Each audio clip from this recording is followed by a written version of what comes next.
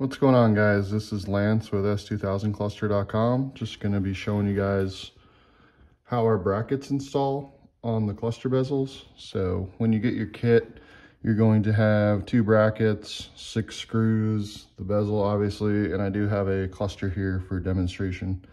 So we're going to grab our brackets, and they pretty much line up with the cluster edges, or the bezel edges rather. And they actually do fit over these inserts that are in here. So it kind of locks into place like that. So for both sides, we're gonna do the same thing. I'm gonna get those screwed down and we'll show you what it looks like after that. All right, I went ahead and got these brackets snugged up here. Just a 2mm hex or Allen key. And just do them a little bit past hand tight. Don't go nuts on them. The inserts will lock in harder as you tighten more, and eventually the plastic will break. So just be careful about that. And now we're gonna go ahead and set the cluster in there. So we wanna get the top screws of the cluster out, and we wanna line it up so that it's sitting flat. The top screws go right in these 2 spots, and then the other side mounts on the cluster will line up with our brackets that we just installed. All right, we got all the screws in. Again, 2mm hex. They go in the outer holes on the cluster and they line up with the inserts in our brackets we just installed.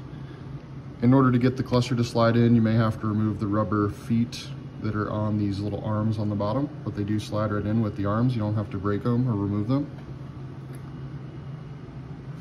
And you can see in the top here, we actually use the factory screws to line up the top. This lines right up with your top 2 holes, and these are just the factory Phillips screws. If you guys do not have them for whatever reason, please reach out to me and I will provide you a pair. It's not a problem. I have a ton of them.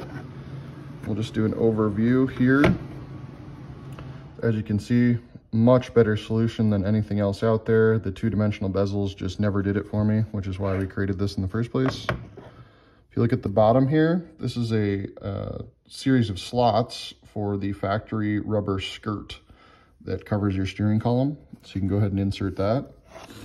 And also another note here on the back, these tabs are designed to accept the factory metal clips that will come off of your factory bezel. So you can go ahead and install those as well.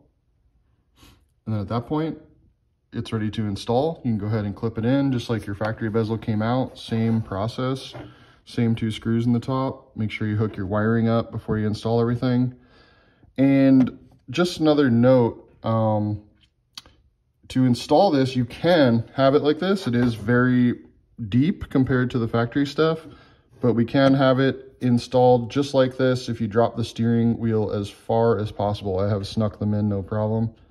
Just be careful. Don't chip anything off of the bezel or anything like that. You know, just be careful. But yeah, overall, this is the look.